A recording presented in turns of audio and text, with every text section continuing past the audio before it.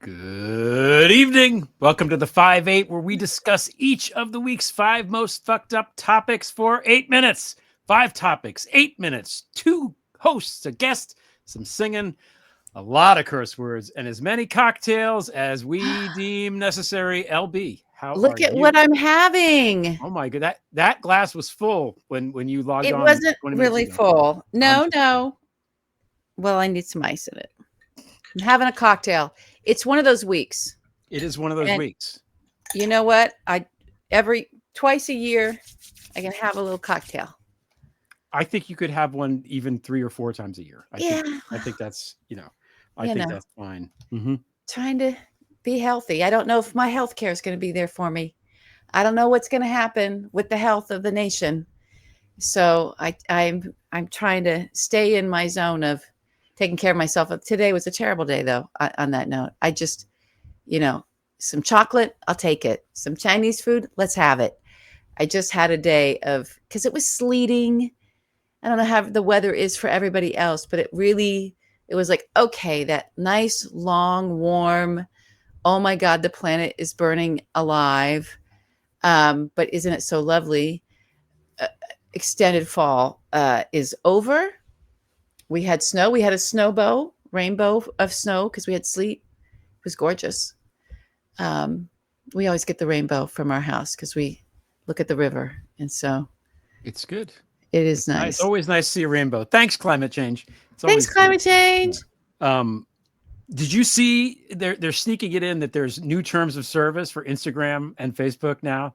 They sneak it in on Friday afternoon. They're like, by the way, No, guys, we've updated our terms of service. I And then, missed it. I'm reading this book about the making of the Middle Ages, and I was wondering how closely the terms of service are going to track to how to become a serf to Oh, certain things. I feel like there's a good lot for you. there.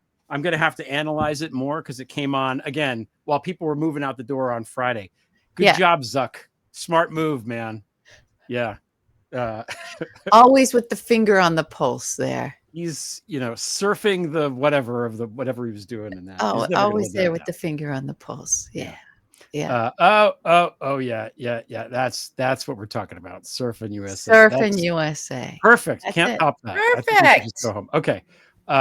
So we don't want to keep our guests waiting. We Got a really don't. good guest tonight. We Should we don't get want to keep right them into our waiting. show? I think we should get into the We have a great topics. guest tonight. This is a Yeah. guest we have been trying to get on the show for a while. And we're just so excited to have her. I'm beside myself.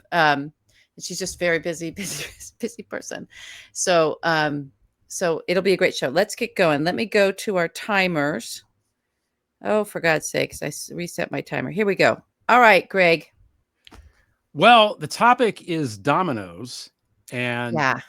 what dominoes is it's sort of interesting, to those of us who, which is everybody watching this and us, all of us who knew what was coming a little bit.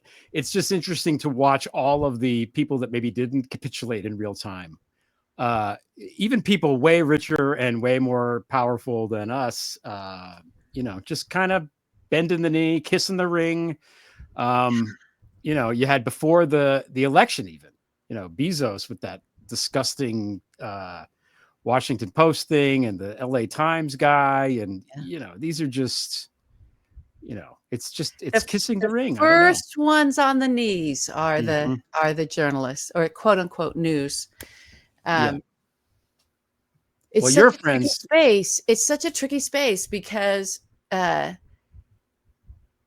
we're really now in how do we wrap our arms around our institutions and try to be pillars underneath them to protect them from the attack. We went through that 8 years ago, the beginning of it, right? And had to have 4 years of the first thing where we're just hanging on there.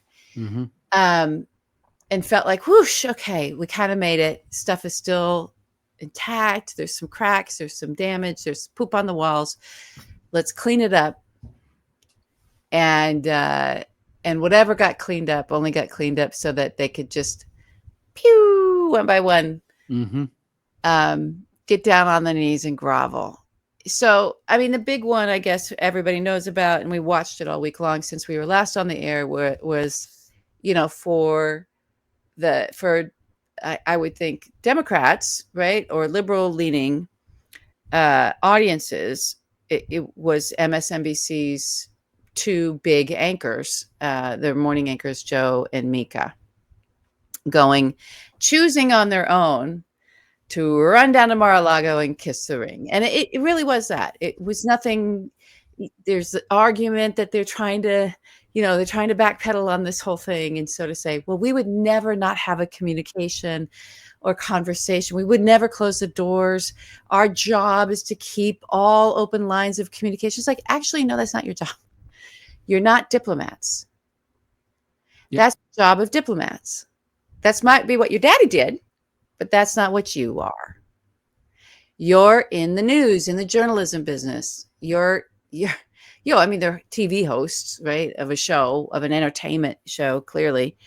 But that's not what journalism is in any way, shape, or form. That's just not it. You don't have to go and kind of, let's be friends again. We're here. Hi, it's your friends. It's not even like that. It's more like it's there's the expression going into Canosa. Like, we're going to turn a page. They did the Pope, restart right? button. I did want to say that. They did that just so you have it, because I know you didn't watch it. They're like, we're turning the page. We're going to try to figure out how to start anew with him. That's literally what they said on air, and lost 41% of their audience. Oh, they're going to reset. Like, that works well with Putin. They should take notes on that. Yeah. Putin's big on the reset.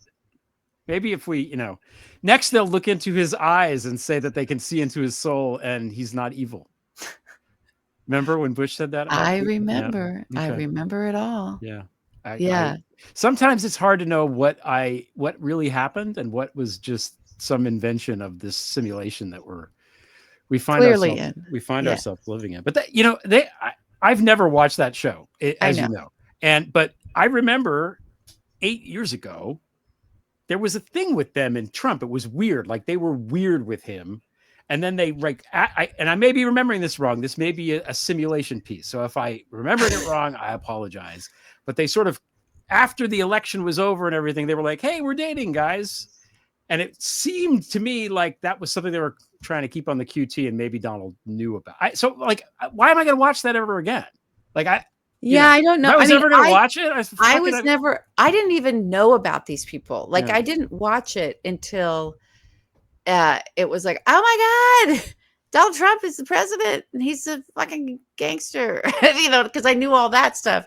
And I was like looking for what news is going to report on who this guy really is, and ended up watching that show because I had friends and family like, oh, you got to watch Morning Joe. I'm like, okay, I'll watch Morning Joe. Maybe they'll.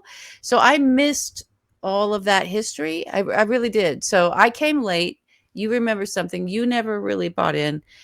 And it's not, who cares? It's just, these are what did I say to you? You're like, oh my God, why would they do that? And I said, because they're really fucking wealthy and they've got a big lifestyle. Like, that's just where my brain went. I don't know these people, but having been in a certain circle in Los Angeles for as long as I was, I know how important, how expensive that lifestyle is, especially if you have a bunch of young adults, you're putting through college, you're doing whatever, you've got multiple homes, you've got staff, you've got, like, I don't know. That's just, and then there was reporting that just today that's exactly what it was, but who knows? Who knows? You look at your burn rate. Those people have a burn rate. It's a couple $100,000 a month going out the door, right? So if they thought that tap was going to get shut off, that, who knows? Now Comcast is selling it off. Right. Comcast is selling off MSNBC. They're selling off the bits and pieces. That's not an accident, by the way. That's like, there's a lot of shuffling of very big pieces of not just our communication and our discourse, like our news media, but all things. There's like this great, these conglomerates that we ended up with. We allowed ourselves to be siloed industry-wise into these big conglomerates with just, a couple of big monsters owning everything. And Trump is coming in and it's happening. Like they're like, break it, let's sell shit off. It's like a Mitt Romney, that he was the guy that came in and fired your dad, right? That's how he made all of his money. It's like that. We, sell off the pieces. Carl Icahn, this bullshit, right? That's happening. And to have that happen to our fact and investigative, news body of news, very, very concerning. And we'll talk to our guest about it, but I imagine sort of all par for the course of this era that we seem to be careening into no matter what. Yeah. It's very depressing. It is, because they're, if not there, where, and journalism is important, obviously, like super important. And I know every time we bash the journalists, which we do a lot, we have to make sure and say that there are many journalists doing excellent work, especially the ones on the ground who are actually breaking the stories and doing the investigative stuff and who tell us what we need to know. But and some of them are friends going, yeah, nobody will hire me anyway. It's like, oh my God. Right. It can't get those stories told. They won't publish it. They won't, I don't know, what we need to do here. But clearly we need something, and investing in, local journalism where it still stands is important. I was trying to figure out what newspaper do we want to come having into this house now. And the Boston Globe seems like a good one. But I don't know. It's all convoluted, because like the Wall Street Journal is an excellent newspaper, but the op-ed people are horrible. So, it's just, who knows? It's all mixed up. It depends on the person writing the article. It literally is that granular, which is why it's so exhausting. It's exhausting. And where are the brave? Yeah. Where are the brave? Where are they? Speaking of cowardice, hit the timer. I'm getting it. I'm there. Go. No, it's okay. So this segment is called Fall of Justice as opposed to Hall of Justice. And we've got a couple things to cover, I think. The first thing is and we've said it on here a lot. Hey, Trump is going to get sentenced in November. That's coming. Well, it is not. It is November, and it is not coming in November. So we find this out today. And I think, there's two things that I want to stress here. One good and one bad. The first thing is that it's not the complete disaster that your initial response seems to indicate. Because what's happening is Trump is trying to get it dismissed because they want to do something, and he wanted the thing to happen on December 20th. And Alvin Bragg said, fuck all that. No, we're not dismissing it. We're going to do this earlier. And the judge said, okay, we're going to do it earlier. So they're going to determine whether or not his immunity bullshit counts with this, which it doesn't, duh. And then there will be sentencing. So it's not necessarily Mershon being like, he's trying to do the things that he needs to do to get to the end of it. But there's no fucking way in hell he's going to put the guy in jail a month before he's going to get inaugurated as president of the United States. For a million different reasons. If he does, it would be amazing, and no one would love it more than me. But the guts that it would take to do that are astonishing. So that's the first thing. And I want to also, because we gave him a hard time when he first wasn't interested in hearing the case. Well, he threw away a lot of cases, a huge amount of caseload against Donald. Yeah. He threw away a lot and went for this one. And everyone was like, why are you doing that? And it turned out it did have teeth. He did get Alvin Bragg convicted of 34 counts. He hit his free throws. My friend Jessica Lappin was right that he was going to do it, and he was good. He wound up being good. And he's the only one in the whole country, apparently, who's trying to get this guy to go to jail. So shout out to New York City. But again, we're at the city level. We're at the municipal level of people that are trying to put this guy away. Now, the other thing, just to cheer everybody up a little bit, because I forgot about this. There's still the fraud case, right? They found that they were going to take $350 million away from Trump. They were going to confiscate that, and that's in appeal now. Now, that's going to be unappealed. It's going to come back at some point now that the election is over. Apparently, nobody really knows, but I don't think they're going to sit on that for 4 years. So they're going to take some amount of money from him. And I don't know. I don't think that they can be like, oh, well, he's the president. We can't take the estate in Westchester. Why does he need that? He's got the White House and So we'll see. That's still out there. And, he's already convicted in it. He's already a thing. And it's a money case. It's not a jail time case. So I think it's way more likely that they're going to not let it go away. Well, listen, this whole bullshit of the arc of justice, the wheels of justice are long, but it arcs towards whatever. Oh, no. Shit. It grinds. Okay. No. You and I, on day fucking one, as soon as that fucker Merrick Garland was confirmed, we said, do it now, do it now, do it now, do it now. And if whatever you're doing, start talking, start communicating. You don't have to give leaky, just do a daily press conference of just even say that justice is at work, justice, whatever it might be. You don't have to, compromise the case. And we took abuse for that from our friends even. Shut up. People might compromise the case by saying that there's a case out. Time kills all deals.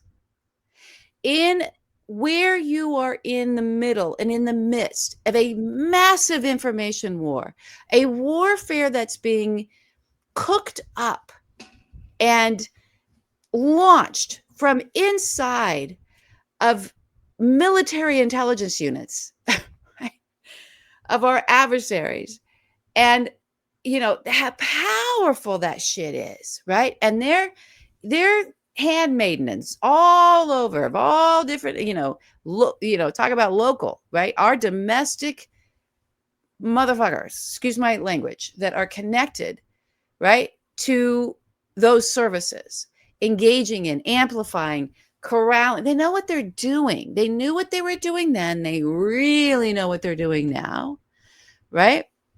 When you're in the midst of that, if for justice to be like, well, we could take our time and, we have to be careful because we don't want to do a misstep or blah, blah, blah, blah, blah, blah.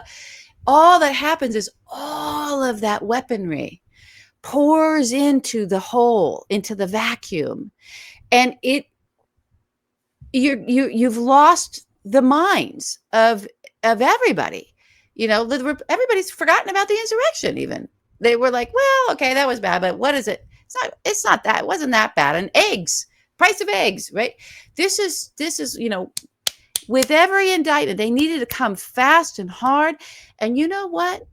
This isn't the Justice Department isn't the Bush Leagues. Yeah. It's like Garland came in there and had absolutely no confidence in that department to act with speed, as if you're going to have, Matt Whitaker? Wait, no, he was gone. Matt Gaetz? No, he couldn't even get confirmed. You've got really seasoned prosecutors, people who know how to do their job. The FBI was already on this case. They were in there, right? So they know what's going on. They were in all these Oath Keeper groups and all these, you got it. Go. We watched it. We all watched it. We watched it in real time. You know who your witnesses are? Your witnesses are members of Congress. Nancy Pelosi is your witness. That's a pretty damn good witness. You're going to be okay. Move now. Indict him. Go. And they didn't. He didn't.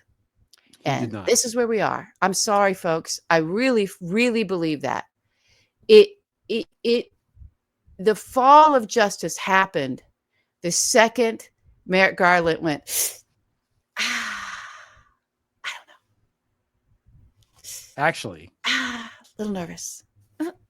And yes, we could say there were all these things that happened beforehand to weaken that. But to have the person coming into that position after those events, especially that insurrection, be like, oh, I'm not sure.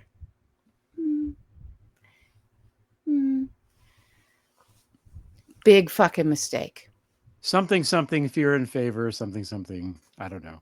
What I was going to say before is that the wheels of justice grind slow, but they grind fine. And the thing that they grind is snorted by Donald Trump and Donald Trump Jr. That's what happens. It's just, Maybe. It's like I did pure see him reaching. Bolivian Did you gold. see that video of Don Jr. reaching into his pocket and rubbing his teeth? Oh my God. Good Lord. Our poor guest must be mortified. We're talking about all this. Well, let's, we can set this up now because I'm going to take the banner down for a second. But listen, okay, just go ahead. Tell us what you're about to show us, Greg, because it's depressing, but it's chunk, so we can also enjoy it. So we made this. This is from December 30th, 2022. Which I'm doing the math right, is almost 2 full years ago, right? It's 1 year and 11 months ago, and it was about 1 month after Jack Smith was named special counsel. Merrick Garland finally did something and named his special counsel, and everyone was very excited. And then we were not. We made this.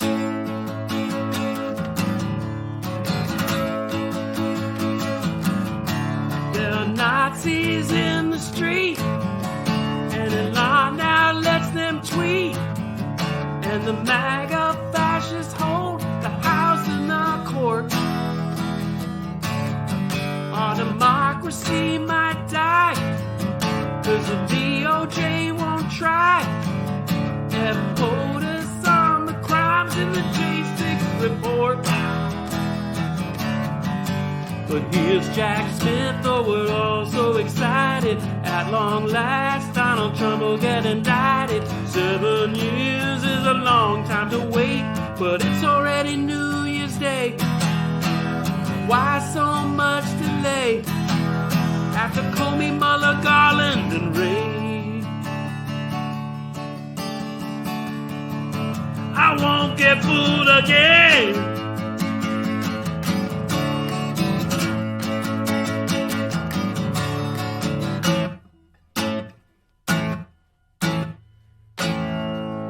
Call us when he's in cuffs. Okay, well, he was indicted, so we got that. He never was in cuffs. I guess they couldn't find the cuffs small enough for his wrists. And now fascist takes on a new meaning. The Nazis are still in the street, and now it's not the House and the courts, it's also the Senate. So yeah, great job, United States. Woohoo! Good. Really fantastic job. Okay. Our guest has worked in Georgia for the Georgian president, Moldova for the prime minister there, and the Baltics and Ukraine. She's a writer and lecturer on Russian interference and information warfare. She's been published in WAPO, Politico, Wired, and she has a great Substack called Great Power. Molly McKew. Molly McKew! Hey, guys. Yeah. Yay. Did we scare you off? We didn't scare you off. No, it's fine. Don't worry. Okay. Now, the Moldovan people had an election, and they rejected the Kremlin candidate, and we did not. So, what? Share your thoughts on that before we get into the other stuff we're going to talk about. Anything you want to say about that? Maybe because you were at a, you can take flowers for this too. I think you were there, Not in this one. The Moldovans were all in this one on their own. I think like many of us, I've had some weeks of thinking about what happened in this election, and while I want to absorb all of the nice analysis about economic messaging and this thing and that thing, and it's, who cares? Like, guy said what guy wants to do. People were like, okay. And it's that part that I'm having a really hard time with. And again, I see all the points on the other side. And I know the vast majority of Americans voting in this election were basically holding their nose and voting. Nobody was super excited about the choices or how we arrived at them or some piece of this process. But I think the part where you can divide the country down the middle, and half of us look at the facts one way and are like, well, I guess I'll just go this way for now. And half of us look at the facts and look the other way and are like, well, this guy seems like he'll sort out the problems for now. I'm having a really hard time with how this process is happening, because while I still do not really think of myself as a Democrat, and there are many issues that the party approaches things on that I will never agree with, but what the hell? Like, when someone's like, hey, it sounds like a great idea, concentration camps. And we would be the best if we could have the best concentration camps. And even though we tried it the first time and it was fucking horrific, and everybody's already forgotten like all the details of how fucking horrific the family separation, and purposefully horrific, in like a Russian military, like, let's torture the women and children because it makes our point about terror way.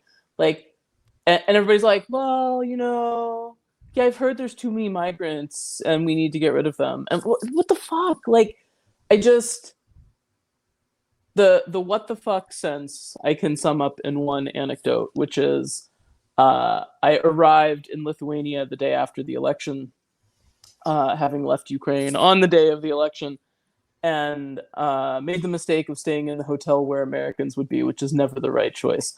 And while I was getting my Thai soup takeout, because I had a terrible cold, from the delivery guy, and speaking to him in English, obviously some American hanging outside the hotel smoking, was like, oh, hey, where are you from? And you're like, oh, fuck, like, I really want to have this conversation today. And I was like, Idaho, blah, blah. And yeah, how about that election, he says. And I'm like, I'm really going to get into a conversation about politics with a random dude on the other side of the world. I was like, yeah, what are you going to do? Like, it'd be a neutral comment either way. But turns out, long story short, the guy is Puerto Rican, but a Trump voter, because he was in somewhere near the border and there were like homeless migrants.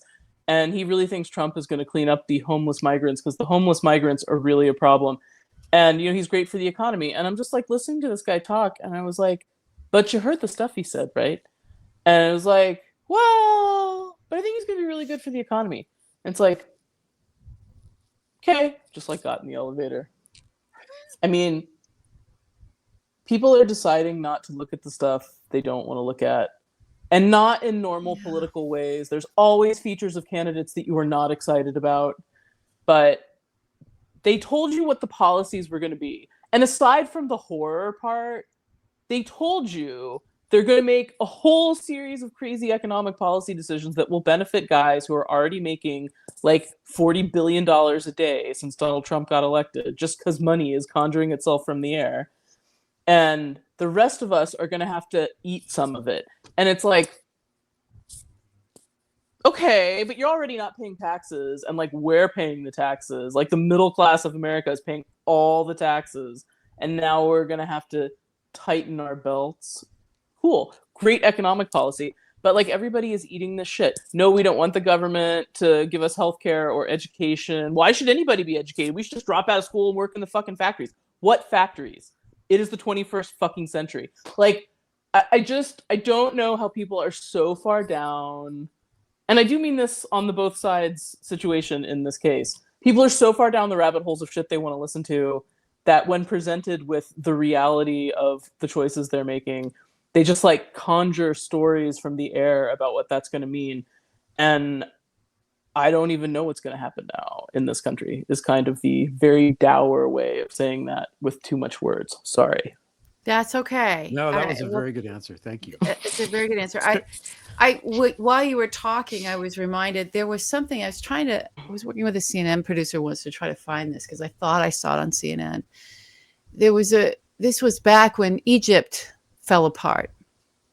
The Tahrir Square falling apart? Yeah. Right before that. And not Pharaoh, right?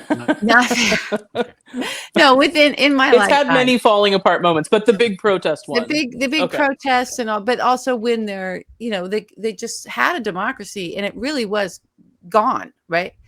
And there was a woman about my age sitting in a cafe, and she was interviewed like sort of on the street. What about what's happening here? And she goes, I don't know what happened.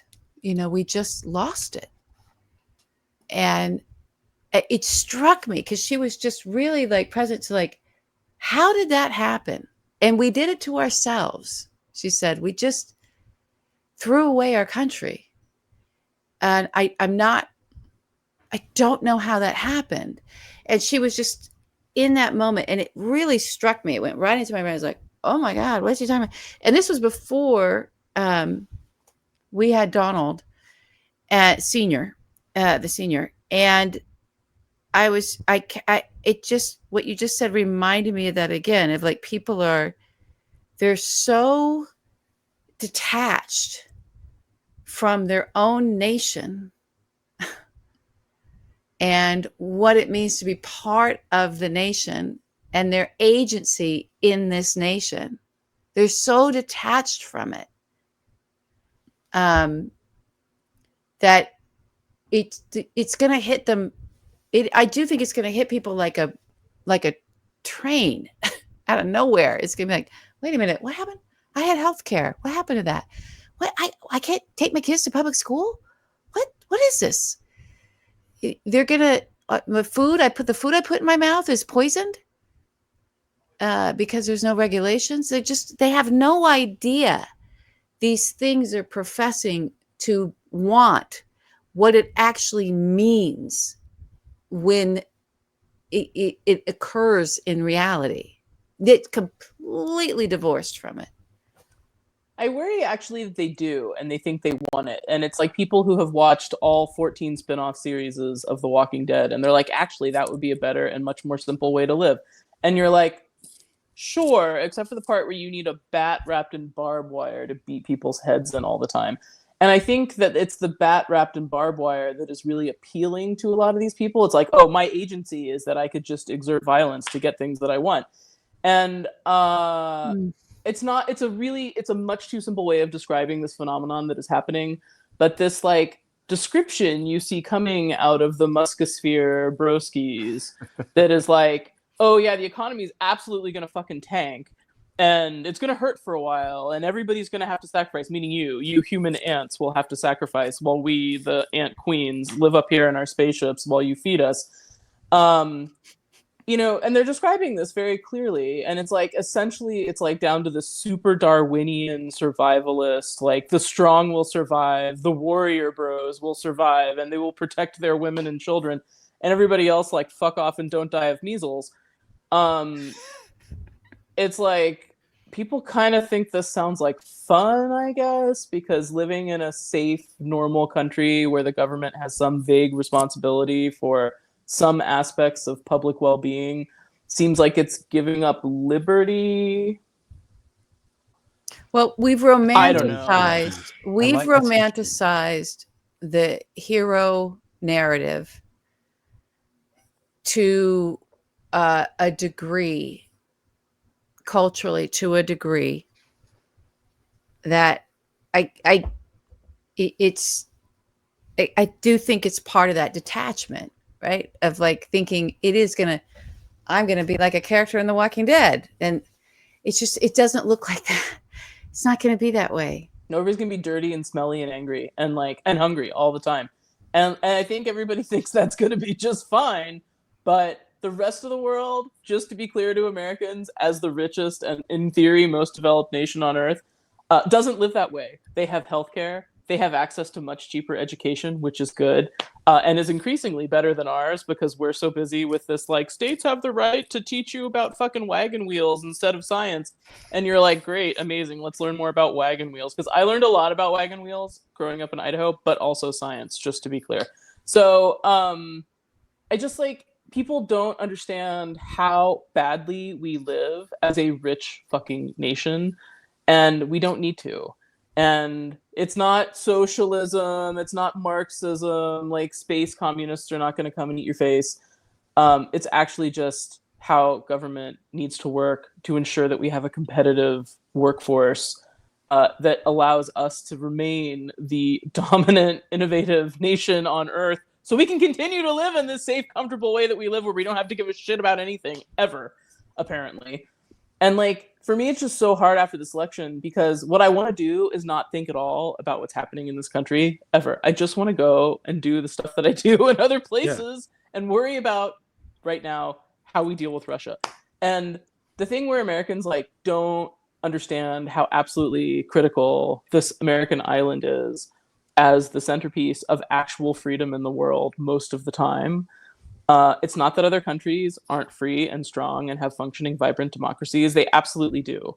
But the piece where we have this giant economic engine connected to our democracy and this giant fucking military machine connected to our democracy, and thus have the ability to enforce the idea that democracy, aka individuals matter and are not human ants, in the world, is the only reason it ever flourished or still exists.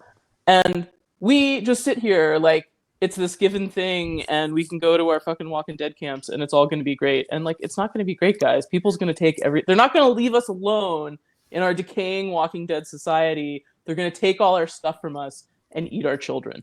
Like, what We're the trust fuck are fund people babies. thinking?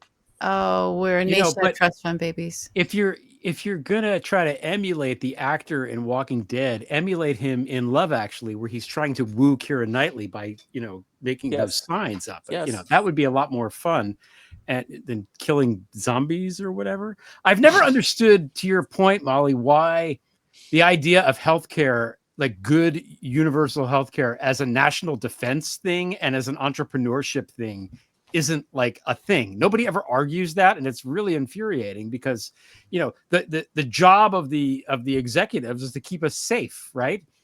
Why doesn't that extend also to like plagues and illnesses and being bankrupt from financial state? It doesn't make any sense. It's just silly. But because apparently we don't believe germs exist anymore because we're far back into the miasma of crazy. Only if you're going to be Secretary of Defense, though. That's the thing. Do we know if RFK believes in germs? I'm not actually sure. I don't know. I don't know if he believes in. He believes in viruses. I don't think he believes in. This is a rough run for me because I was around this guy in 2005, and he was. Did you get brainworms? He has there was no discussion of brainworm, but there was discussion then, and he was the one who started it, and it went like wildfire. I mean, he knew who to say it to and how to argue it, and he was standing in kitchens and arguing that vaccines cause autism, and that's why all of these very wealthy elite families were starting to have children that had autism. It had nothing to do with, this is the way the diagnosis, and probably you're autistic too, and it just, you were just getting better with the diagnosis. It wasn't any of that. It was, Mercury is coming to get you. And he had a lot of charm, and he influenced a lot of very powerful people. And they kind of kept him in that spot. And remember, he started with the environmentalism, and that was really important. That was key to that particular group, to getting in and staying in. He had the Kennedy name, but this was a group that cared very much about environmental activism, a social group that I watched him come into. And he came in that way and started talking about vaccines. And it was like, what are you doing? So he's always been bizarre. He's always been traveling to the Kremlin, quite frankly. He was coming back from a trip there. He's always had a stance of authority on medical science without any depth to it at all, or experience at all, but coming in with like a mantle, like, I know this because I just came back and I just met with all of these great scientists, and this is what they told me. That kind of what you don't know is that the brainworm has a PhD in biochemistry. I don't know. Oh, that's what it is. Does he have like a monocle? The brainworm. He needs a like monocle. That brainworm. He does. You can look it up on JSTOR. What's that site that you can go? Right. So okay. So now I want to talk. You mentioned Putin and all this stuff before. So, just to bring it back to rosy topics, but we should talk about Ukraine a little bit, because I feel like the Ukraine thing has been so frustrating because, you know, once the October 7th happened, all of the attention went there and away from Ukraine. And I knew in the moment that it was going to be bad for Ukraine when this happened. Yeah. And right now, Zelensky's faced with a situation where, you know, Trump is going to come in and immediately probably pull the plug. And Biden has very reluctantly loosened some of the reins, maybe. And he's going around, Zelensky is trying to, you know, get the Europeans to help him. What's your take on what's happening there now? And what can we do to help him? And what do you think Biden should do right now to help? The $4 trillion question. Yeah. What is Joe Biden doing? Well, he's not going to do it, but what should he be doing? I think continuing down the list of things, they're very slowly working their way down as fast as possible. To spend out the money that's already been appropriated and is sitting in a pile somewhere, and to frankly dispatch stuff to Ukraine that we should have sent them as excess defense articles on like the second day of the war. I mean, these anti-personnel mines that were just authorized for transfer to Ukraine, those mines and the cluster munitions that we keep in our arsenal. And of course, these are very controversial weapons because they spray things at people or tanks to blow them up. And many of them don't blow up. Ours are okay. Other people's manufacture, not so good. And they stay as unexploded ordnance, and you have to clean them up afterwards. And nobody likes unexploded ordnance in farmland for the most part. Like, obviously, these things are controversial. But the reason the United States never signed the conventions against these weapons is for one reason. Because we knew we were going to have to fight armies in land wars like Russia and fucking North Korea. And so if someone is fighting a land war with Russia, all of those weapons, which we don't produce anymore and will not use in any situation except fighting a land war with Russia, should go to the army fighting the land war with Russia. Like, why was this ever fucking hard? And the slowness with which these decisions were made, and the number of times you heard the Secretary of Defense and others say things to the effect of, we have assessed that at this phase of the war, the Ukrainians don't need this weapon. Well, how many of your cousins are dead? I mean, it's just the way the math has been done in the decision-making on this is absolutely fucking flawed and based on 30 years of getting the Kremlin fucking wrong. And it is not just this administration. I am not just dumping on these people, although these same people who thought the reset was a good idea and have never had to own it because in between we had Trump and it was all chaos, chaos, chaos. So there was absolutely no assessment of how bad the Obama administration's foreign policy was. And it was. Terrible. It was bad. I don't care how much you liked Obama or his domestic legacy. To Crimea. Pan to Crimea. Cut to Crimea. Absolutely an abominable foreign policy. And we never have had to own that. And the same people who talk about that are like, oh, they're writing books about Hong Kong freedom. And now they're talking about Ukraine. Shut up. Like, shut up. You have nothing to contribute to this conversation. And we are still living in all the parties for the most part. There are very few singular individuals who have removed themselves from this box of Kremlin smoke and mirrors in the way that before really only John McCain had, and understand what we're facing. But all of our calculation is still based on the wrong assessment of Russia, its intentions, its goals, that has guided our policy since the 90s. And it was all wrong. It was all wrong. Like, it was just illusion. And we're still believing the Russian illusion and making stupid decisions based on the wrong assessment. And that is an oversimplified way of explaining a very complex topic. But everything we've done since 6 fucking months before the February 2022 invasion, when we knew it was going to happen, which was nothing, we did nothing to stop it, has been wrong. And that is a body count of Ukrainians that, like, let's just leave the almost million dead Russians aside. Like, the body count of Ukrainians in this war and Ukrainian civilians is something we will have to account for someday. And I would really like it to not continue to climb so quickly. And that means sending all the stuff to Ukraine and sending everything we can before the end of this administration. Because while I am not sure that Trump is going to be able to walk away on the first day or force a negotiation or any of the other things he's going to do, he's just going to tweak everyone's balls to try to look like a big dude.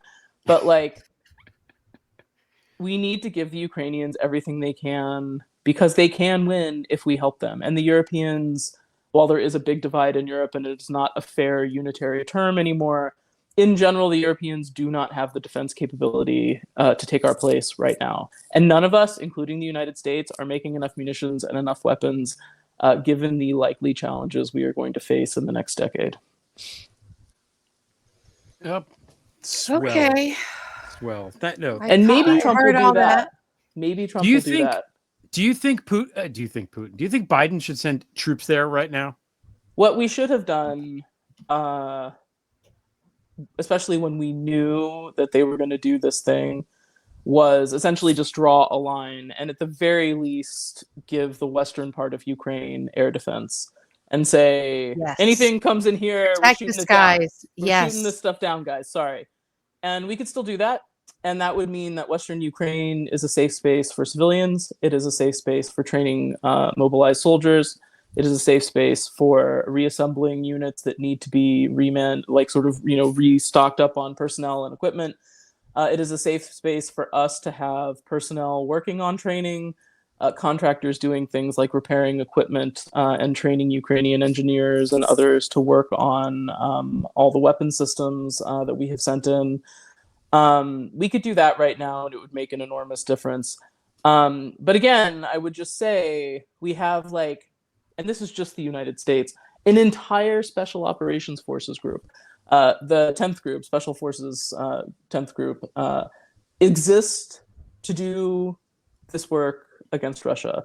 And the fact that our guys have not been allowed to do the thing they were created for in the 60s, which is to fight this war with Russia or to help their partner force, which is the Ukrainian Special Forces guys who have been doing amazing work, do their work more effectively. There's a lot of ways that NATO could help Ukraine, even not fighting, but with specific fighting capabilities. There's a lot more that we can do. And this pretend we can't escalate. Come on, every day Russia is escalating and we're just sitting there like a lump. And I'm not saying that we should engage in the escalation ladder in a way that would be tragic, but it is nonsense. The idea that escalation management has worked in this particular war. All we're letting Russia do is have time to eke out something that looks like victory when they never should have had that chance. Amen. Yep.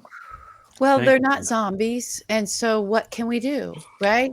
I mean, I see you're sitting there talking about NATO and the forces. I'm thinking about the World War Z. We've gone from Walking Dead to World War Z, and there is no Brad Pitt that can just come up with a solution out of thin air. Have we well, asked it's him? it's what you were saying earlier, which is where are the fucking brave people? It was, one of the best John McCain little quotes ever was just be brave, the rest is easy. And it really is, I think it was for him that simple, was just do the thing that is brave and that will be right. And he didn't always do that, and he hated himself for it. But on foreign policy, he was pretty good at it. But be brave and the rest is easy. And where are the fucking brave people? And there have been brave people in the context of European leaders trying to collectivize action for Ukraine during this war. There's been really good small country leadership, especially countries that have previously been occupied by Russia and know how much it fucking sucks to have your family deported and tortured and whatever else.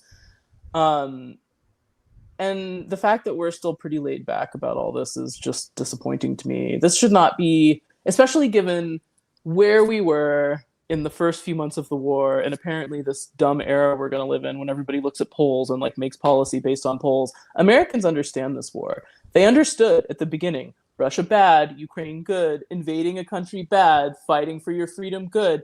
And there was wild public support in a bipartisan way for American support for Ukraine. And the administration asked us fucking nothing. You might have to pay more for gas. What the fuck? Tell people that this is going to be something we have to do and that it's going to take time. The way that the Estonians have had to go to their population and say, hey, we're increasing taxes for 2 years because we need to stockpile $2 billion of ammunition in case the Russians invade us because we saw what happened to Ukraine and we need to have the stuff here. We're not waiting for anybody else. I mean, where's the leadership in this country talking to people about the decisions we're making and how they affect us? It is not easy. Everything should not be easy and free. Magic money is not going to fall from the air just because you're talking on YouTube or whatever. This country needs to suck it up and understand that we are losing in competition. We are losing our position. We are losing our edge in the world. because we're electing dummies to run us for the most part. There's too many dummies in charge of stuff, and we decide that this is like okay, like ooh, they're just a guy like me, so it will be fine. No, want people who are better. Like, Yes. where are the better people? Okay, not everybody is perfect, and not everybody needs to have a degree from Harvard and Yale, since clearly these people are often the problem. But like, where are the smart people from state schools who have good ideas about actually governing, as opposed to just like We're some clicks on regulated social to media? YouTube. We I have know. been I'm fine with regulated YouTube. here. YouTube is Relegated, is always relegated, bad. regulated, and relegated. I think we Um, should just put it on the blockchain and then we'll be fine, right? Isn't Yeah. that Oh, Yeah, what it's we just a should do? vote on our phone. blockchain, Should we go to war with Ukraine? crypto. Yeah. Yeah, I think Oh. just a big poll. That's Well, all we need. I want to pivot from that into with the same sentiment. Okay, so it's there's so much that's on us, right? Now, we all believed, okay, it's on us as voters, and we're the final sort of firewall. And that didn't work out so great. Where it turns out, no, we're not. But what can we do? You do have quite a lot of expertise in the information space, and what works, what doesn't work. From framing to just not getting pulled into distractions, to understanding where disinformation and misinformation has come from, to understanding the difference between those things and weaponized propaganda, like the dangerousness of that. So what can we, so here we are, Greg and I have, some kind of voice, some kind of platform. We've got our audience here. They're great. They're on the socials. What can we do that we're not doing? What have we done? What did we do wrong before? And what did we do right? I mean, three different things there. Yeah, I think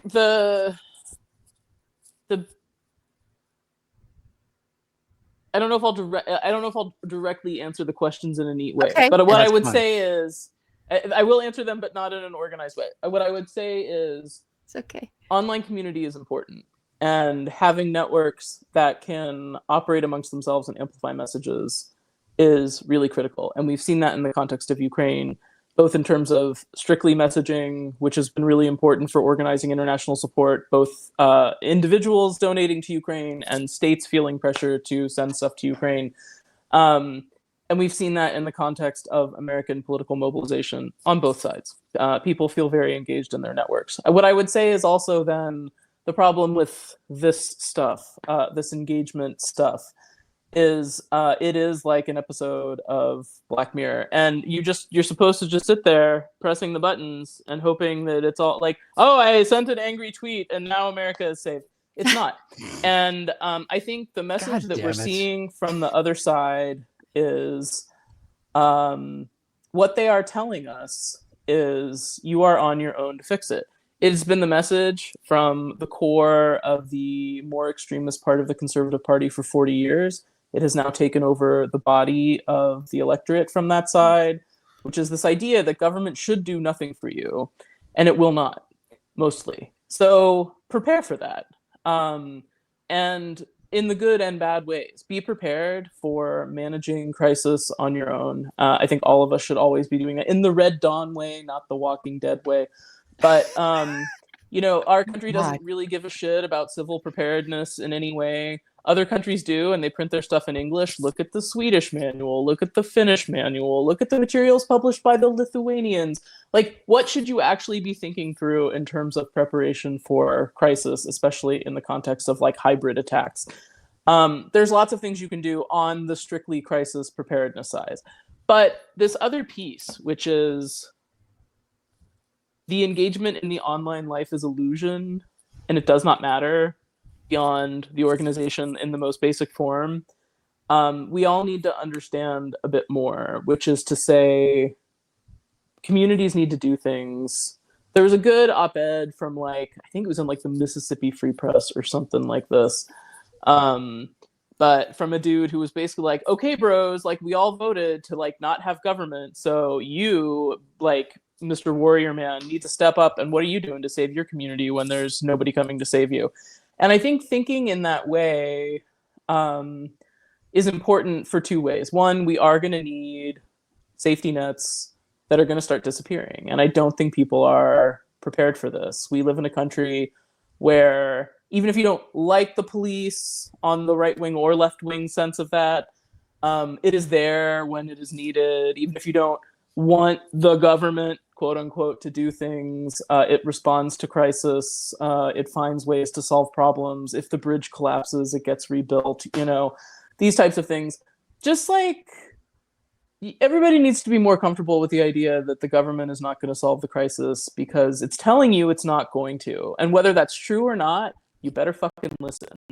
And I think that also means the positive version of that very negative space is just fucking take action on your own. Assume that there is not going to be anybody else doing it, whatever the it is, and do it yourself.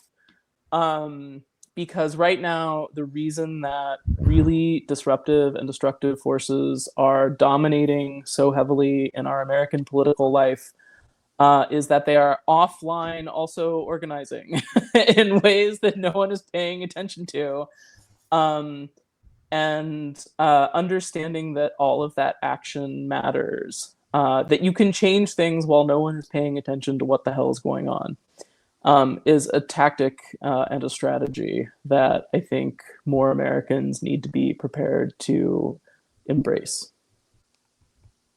Not in a disruptive, burn the government down way, by the way, but in a, there are ways to fix your community, to change laws, to organize action, to protect your neighborhood, whatever it is, that don't involve waiting for some imagined city council somewhere to fix the problems for you. We in DC have gotten quite good at this, as our government in this city is always moderately dysfunctional, since any member of Congress can reach in and do something crazy anytime they feel like it. There's a lot of community-based organization and action just to make basic stuff function, which is hard to see from outside the city. But I think those two things, kind of thinking what it means when government stops doing what you expect it to do, understanding what that's actually going to mean for you, your family, your social safety net sense, which you're not going to call that in your head. You're not a person who ever needs help, of course, but if there's another pandemic, is anybody going to make you a vaccine? It's a pretty fair question at this point with the people we have lined up in front of us. Are they going to pay for that vaccine? Good question. I don't know. I think really embracing the idea that we may be living in not the Walking Dead world, but some version of a semi-functional, non-government based universe is where we're headed toward right now, unless things really change. And I don't mean this in a it's all over, we're doomed way, Right. but you got to start thinking about the tactics of how you repair it now before it is actually too late. And I'm so frustrated, again, not as a Democrat, I can't really criticize the Democratic Party, but where's the fucking Democrats for Sheriffs campaign? Every sheriff position in the country is occupied by a person with a QAnon mug. Okay, not every, but let's call it 80%, right? Not the one in Ulster County, New York, I have to say. There you go. Where are the run for things people that are pointing everyone toward these very strategic jobs? I don't know, but yeah. I'm very frustrated about everything that just happened in this election, and I really don't think we as a country are ready for what we have just voted done to ourselves for. Yeah. This is I thought the first Donald Sr. presidency was the greatest self-inflicted error of all time, but this is I'm really split. Self-sabotage like this is just insane. It is subversion, and but for me, I'm really split, and it is not, everything is not Russia's fault. That is not at all what I am saying. Right. But you cannot say that for the last decade adversaries, and it is no longer just the Russians, but have been able to exert all sorts of strange psychological operations through the American information domain, often informed by the participation of bad Americans who are helping them. Yeah. And that hasn't had some impact on the basic cognitive wellness of the nation. And I think there is this problem because most of the disinformation machinery was targeted toward English. Like, you see this bleed from American crazy to other places. Like, suddenly everybody knows what QAnon is. Like, the Canadians have QAnon people. There really is a problem in English-speaking countries. If you look at, I mean, New Zealand a bit accepted, but this bizarre, Yeah. none of us have any ability to assess reality anymore voter trend is not limited just to the United States. And I do think it is hard to pry apart what is the overall cognitive impact of what has been done to all of us online, and then how our own press has emulated those tactics, mostly not understanding what they're doing. So it's like, you can't just blame people for this "I don't care anymore, I'm voting for the clown" sentiment, because I do think there's more forces at work, but I'm also still very sad about the way the How we election fell to that, folded right? out. How people fell for talking about dominoes.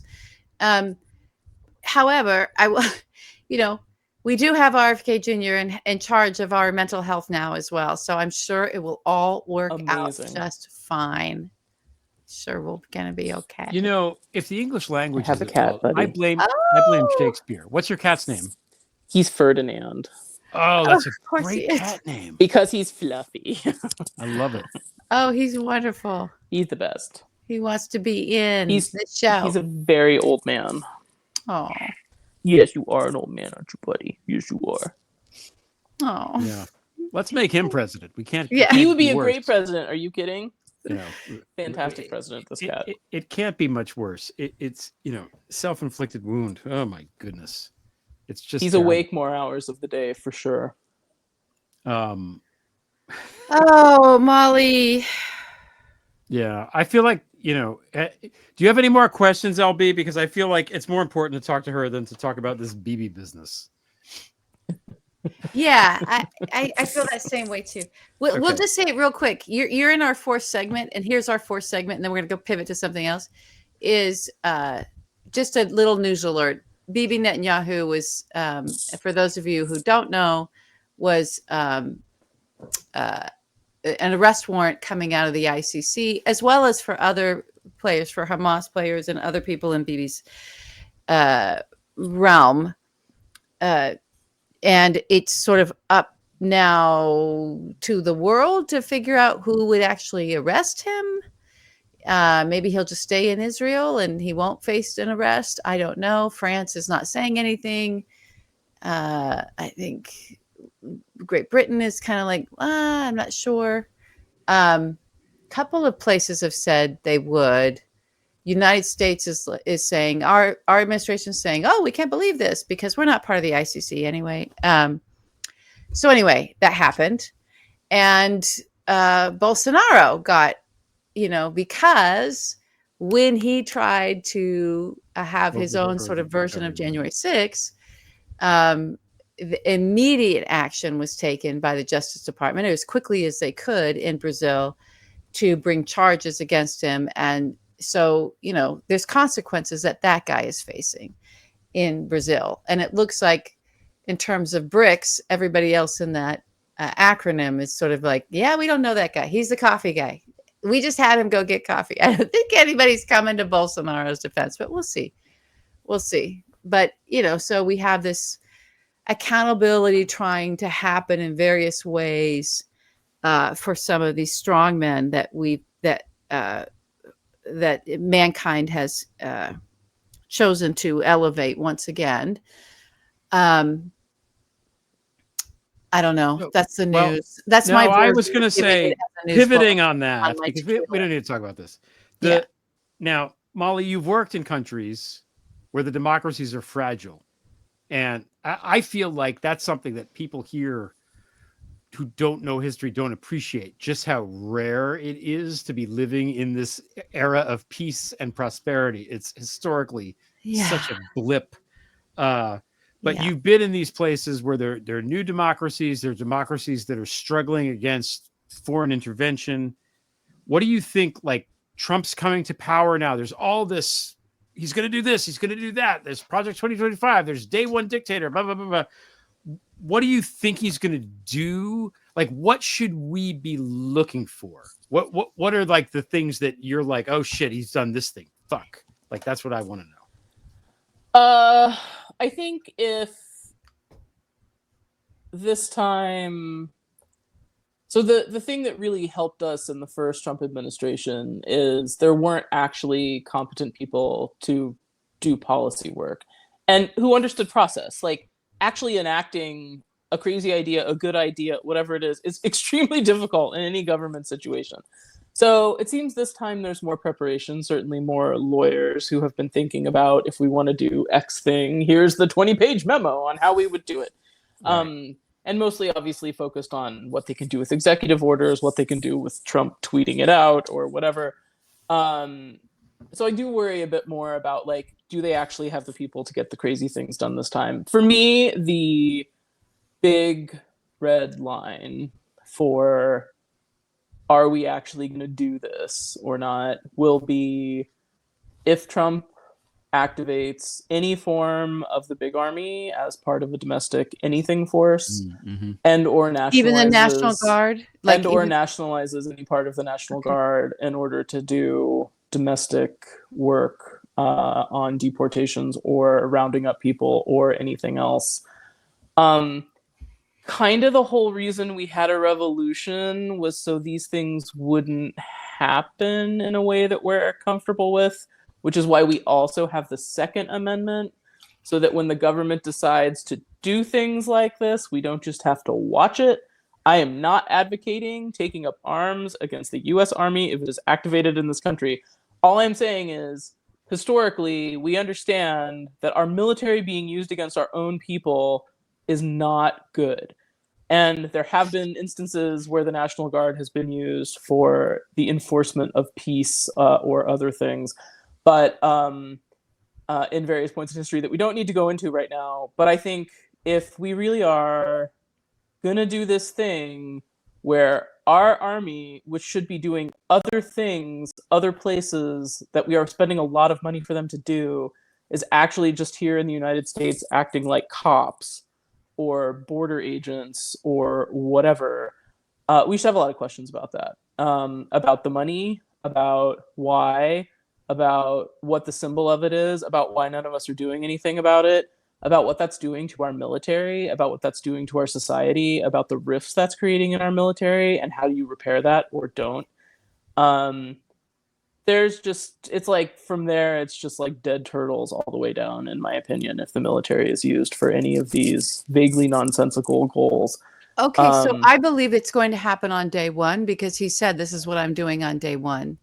And he's trying to get the people in there, and I think will succeed, that can make this happen on. This was the big promise that he won on.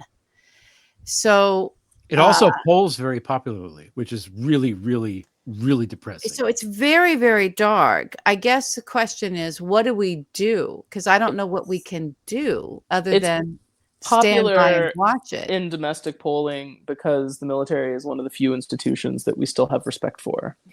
And that won't be the case if they're like in our neighborhoods arresting our neighbors. And I think that the people making these decisions need to understand that. And again, like, just speaking to the psychology of soldiers, like, our dudes and ladies in uniform have been so heavily targeted by all of the information shit. And our adversaries know how to target them and have been doing it. And it's very obvious. And like, everybody keeps warning the Pentagon that this is a thing that's happening. And they're like, eh, whatever, information protection when they deploy. It's like, no, that's not the thing. Like, there's recruitment and collection happening online, and maybe we should give a shit. They can't even stop Fox News from being on the bases. It's like, well, They won't for even pull complex that reasons. plug. But well, you can't interfere in people's political life. But I'm talking about things that they're playing on their own. I'm not talking about individuals seeking out their own news source. I'm talking about it doesn't matter. I know, but like, so for me, that's going to be a big, and mostly because like all the other stuff makes everybody else think we're crazy. And I think again, this thing where like Americans never really or rarely go out in the world and then turn around and look back inward, to understand how fucking far out of alignment we are with the rest of the developed world and our allies on a lot of major issues. And some of it is political-ish stuff, such as the idea that healthcare should be something a government provides for people so your country is able to be competitive and defend itself. Like, we don't understand we're paying more than the rest of the world for shitty healthcare because we're letting companies extract money from us in insane ways. Like, okay, we've decided not to understand that. Fine. Leave that whole basket of things aside, which everybody thinks we're crazy for. And understand that on a lot of basic policy issues, these things where the US has had manufactured political debate, you know, where we're not sure if the data is there for climate. Well, the rest of the world is pretty sure that the data is there for climate change. And the way that we make decisions about things is different than everybody else. And our allies are sort of like, ha ha, oh, the Americans again. And we've kind of done that same thing to our allies on defense stuff for a long time, because kind of the deal after World War II was, we'll keep the big giant fucking army and you guys can rebuild the rubble of Europe. And like, we'll work it out. Like, this is just going to be how it is for a while. Like, we need to rebalance as alliances on these different issues where we've been sort of burden sharing, but now we're all resenting each other for it. There's a lot of things we need to do in this regard. But I think if our allies are looking in at us and seeing, okay, we have to issue health warnings because we can't let our people go visit the United States because everybody's getting measles. If our allies are looking at us and thinking, well, you know, like, there's crazy shit happening all over the place and the army is being deployed to do basic functions, what the hell is happening? Again, that fracture of the American island, which is so much more important than any of us understand it to be, it will have devastating effects. And like, I just need everybody to understand this is the next however many years, the period during which the next world order, for some time, who knows how long it will last, is being formed. And so the guys we have right now, which unfortunately includes Donald Trump, who doesn't even know what that is, and again, maybe he'll figure it out.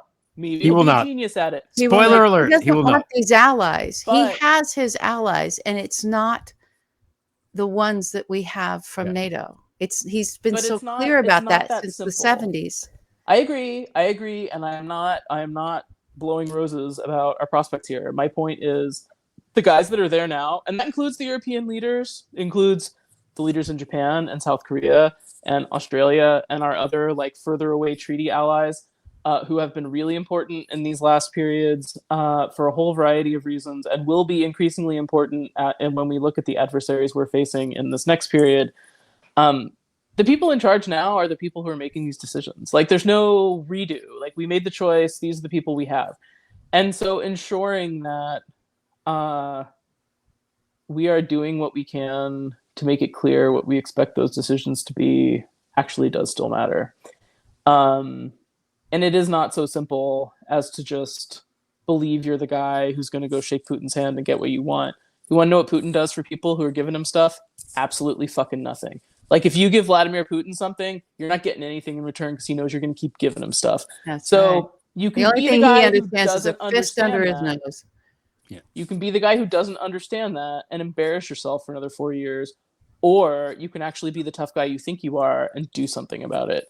And it's going to be a weird period. I think especially for any U.S. administration, this would be a weird period because you have 2 arrest warrants for leaders issued by the ICC, and one is Vladimir Putin, who absolutely should be in a fucking cage and put on trial, if not killed by someone on the way there. and the other is the leader of Israel, and everybody is going to try to make these equivalent things. And let me just tell you, the second one really makes the first one a lot harder. And Putin knows that, and he's been laughing since October 7th, which I don't think is an unconnected thing. It's his birthday, for God's sake. It's his fucking birthday. I mean, Russia has had a long, long relationship with Hamas and Hezbollah. None of these things are surprising. But, and he's paired, it's like, okay, I'm going to go to Mongolia and see what happens, right when Bibi was also coming to the States. Like, he knows how to do this thing where absolutely no one can come for him. And so the next president of the United States, being Donald J. Trump, apparently, can do something. Or he can be the number 2 or 3 in an order of goons. And that's kind of what the choice is. And I think when you're talking about the information domain we live in, that's a thing he needs to understand and doesn't yet. And not in the let's make a cartoon about it, Donald Trump is Putin's dog on a leash way. It is a real message of, do you want to be a great leader in a moment when you suddenly decided to become president? Or do you want to be this guy who is laughed at as the junior partner of world autocrats? And it is the time we are forming the next thing. Like, it's now. Like, these are the guys we have. It's almost mostly all guys. There are some ladies, but mostly in Europe. But these are the guys we have, and we somehow have to figure out, because otherwise, human. It's a perfect segue into our final segment. Wait, but we have to. We have to have our announcements, but it's a perfect place to leave us because,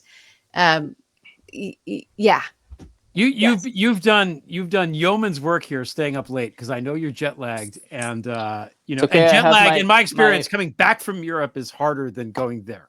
I have my magic Ukrainian thermos, which will. Well, that's why the thing. It's magic. Quickly, the what you said about.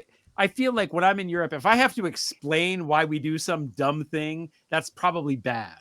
Like, did Hillary Clinton win? Yes, she won the popular vote, but we have the Electoral College, and that's just stupid. Just I know. Get rid of it, I was laughing when I was in Europe because they take things like plastic is bad very seriously, because plastic is fucking bad, and if there's like plastic inside our babies when they're born, probably plastic is bad, and so now they're doing as much as they can to make sure that all plastic gets properly disposed of or recycled. So on the bottles, like water bottles, Coke bottles, whatever, there's like a little thing. So when you open the cap, you don't actually take the cap off, right? It's like still attached so that it still gets recycled with the rest of the bottle. And when I saw, it's a totally good idea, right? Like no caps end up in the trash. And when I saw it, I just started laughing. And the person I was at dinner with was like, "What are you laughing at?" I was like, "Americans would go absolutely fucking crazy if you did this to their bottles." And they were like, "It's so funny. There was all this polling here. Like, are you angry about the new caps?" And everybody was like, "No, it makes sense." And I was like, "Man, I wish I lived in a country where that would be the outcome." Like, it makes sense. You do not. It is not. I recall the George Carlin bit where he was like, "For all we know, Mother Nature put us here to invent plastic." That's the thing. So, okay, so we do announcements before the 5th segment. So we're going to do announcements because I want you to tell everybody about your Substack. So, and where to find you on Blue Sky as we're all migrating away from Elon's hell site. That's right. The fucking hell site. Well, I'm on Blue Sky, same handle, at Molly McKew dot whatever, whatever it is. Blue Sky, Blue blah, blah, blah. social. Yeah, none of us know, just Molly McKew, one word. And my Substack is greatpower.us. I will have a piece up probably tomorrow or Sunday on Ukraine, and then another one before Thanksgiving. Because I think Thanksgiving is an important American holiday, and I like to commemorate it. So I'll have a couple pieces up this week, and have a few recent ones up on Ukraine as well. And otherwise, I'm still on Twitter, but and I will never be on any Meta. So Je ne Zuckerberg pa. Yeah, that's the No, Okay. Yeah. it's not going to happen. So this was fantastic. Thank you for staying up late with us because we appreciate It's you my so pleasure. much. Thank you And, for having me. Okay. Thank you, I'll leave it Molly. to you. Have a good evening. Get some rest. Okay. She's great. That was great. She's the I feel best. like we brought good. Yeah, this was good. Now we're going to talk about something dumb to bring all the We're going to talk about some dumb Do stuff. we have any announcements though? Do you have any I don't have announcements other than click, like, subscribe, whatever, follow us on Blue Sky. Just help us keep ourselves going here and share us with this sort of new community. So everybody who is on Blue Sky now, we migrated over, I feel like just the last 10 days or whatever. I certainly wasn't active on there before 10 days ago. You were. I was. You were like, fun. this place is great. And I'm like, I feel like my do favorite any band of it. has signed a big record label deal. I just forgot how it's fun. REM signing to the, it's what's coming. Yeah. I forgot how fun social media could be. And you were right. This is like the old Twitter where you actually could have some fun in building your community and have a good time. I've just only listening to the shit posters right now because they are I forgot all these funny people because I couldn't see them. I just gave up on all of it a while back. So I'm kind of back a little bit, but I'm back in the manner of I just want to wake up early when I'm in my insomnia and look at these jokes that are going online. So I've retweeted some of that. But if you guys could, in our announcement section, just retweet the link to this show and talk about this show with everyone out there. Maybe we put the show, we're going to have a show account. I couldn't get into it. We have one. It exists. I could and not get into that, Greg. And I know the password for it. And I tried the password. Anyway, we're going to get it worked out and, share that. So anything we can do to sort of help build community, because I do think there's all the helping and supporting your community, the real life stuff that Molly was talking to us about. And we've been talking about, you guys have been talking about that. Like, I just want to be local, get into my community and figure out meaningful ways in which I can help and make a difference, but also get the necessary resources in place for myself and my family so that we're okay. So it was wonderful to hear that from Molly tonight of like, okay, yes, that is the right direction of thinking, right? Mm-hmm. So we can think about our online community as well. And like, what do we need to keep the conversation healthy, to keep one another, to look out for one another, and to help share and spread things around. So that's it. That's my announcement. Let's support one another in the new Blue Sky space. That's it. I agree. I also want to say we're off next week. It is Thanksgiving. So we're going to take the week off because we need to regroup a little bit. We need to like marshal our forces and our energies. As you might have observed, we have been rerunning media for the last couple of weeks because it's too much. Like it's just nothing's funny is happening. So it's hard to find funny. We're like, how can we top that, right? Like, look at this thing we did 2 years ago, and that's so prescient today. Oh my God, yeah. Yes, we have a lot in the queue that we need to polish and finish and get ready for you guys. And not the queue like QAnon queue, like just not the queue like QAnon, but the queue like in the QUE. Yeah. All right, let's go to our last topic. I'm going to put the timer back on. Okay, we'll put the timer on. Okay, unless you have anything else, I think we're good, right? I've got nothing else except for that it's Thanksgiving. We're not going to see everybody for Thanksgiving. And we want to say that we are thankful for you watching the show, making the community so special, subscribing to the show, joining the show, all of these things. We appreciate you and we're very thankful. That's what I have to say. That's my announcement. Okay. Last topic. Okay, I forgot that incredible segue that Molly gave us now because the tequila. But she also brought up subversion of like these were really subversive tactics in the negative sense. But we were talking today in our production meeting about the nobility of subversion, right? So how can we be subversive? Because we're on the bad guy side now. So we're the subverters, damn it. So with the bad guys coming in, what can we do? And how can we honor? And I mentioned that, following the shit posters, because literally just finding something out of the discourse of politics, or maybe it touches on it one way or another, but something that just makes me guffaw and laugh out loud, that I'm seeing that's like in a community that's building just these. I find that talk about medicine for your brain. It's good medicine. But, and what maybe we can highlight some of those shit posters, and some of the stuff they're saying that just made us laugh so hard.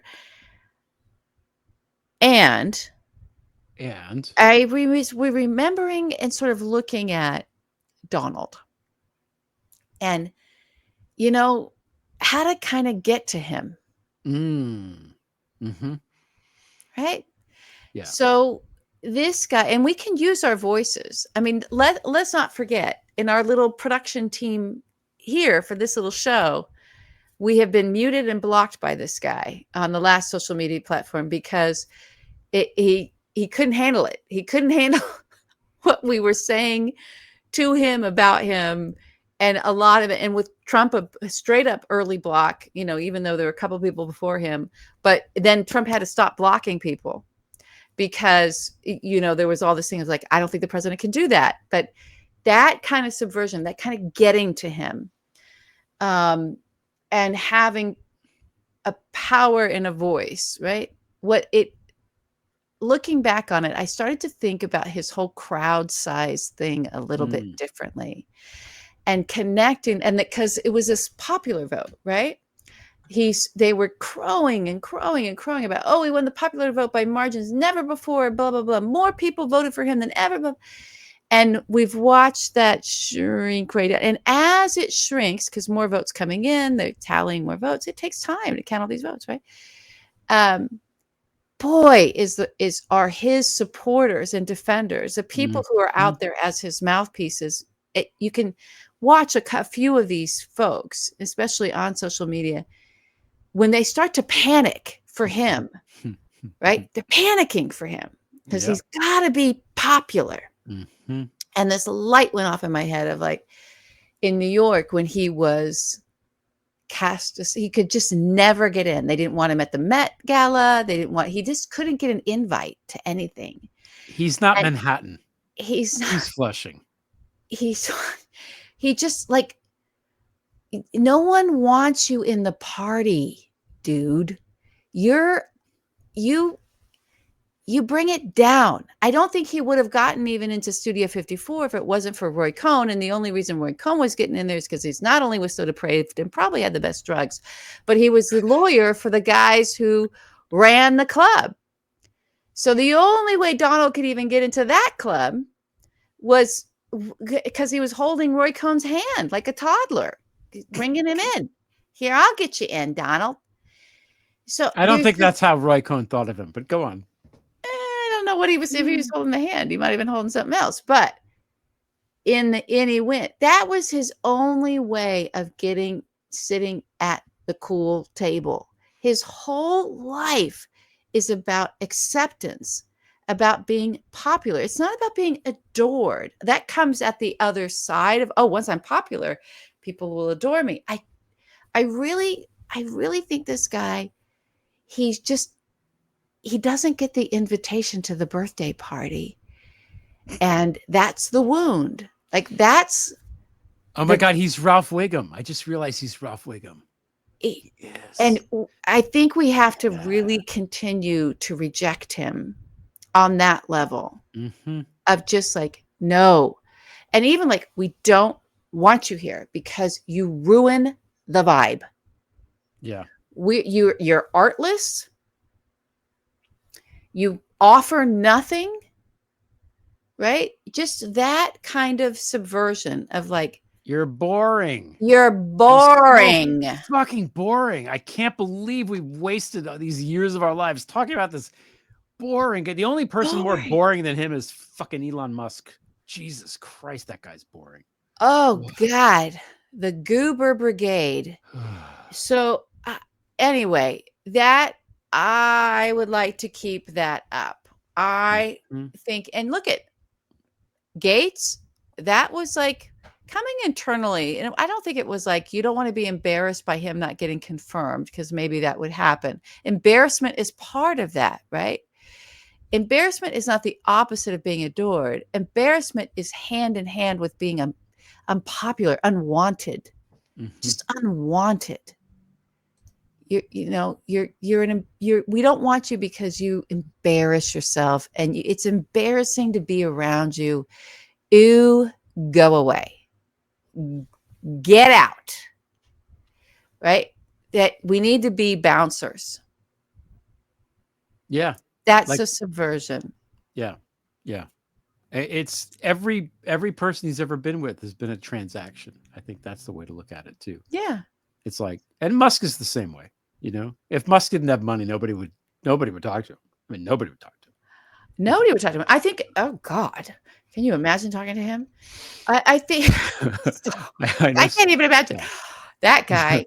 Oh, that guy striking up a conversation with anybody. Oh my God.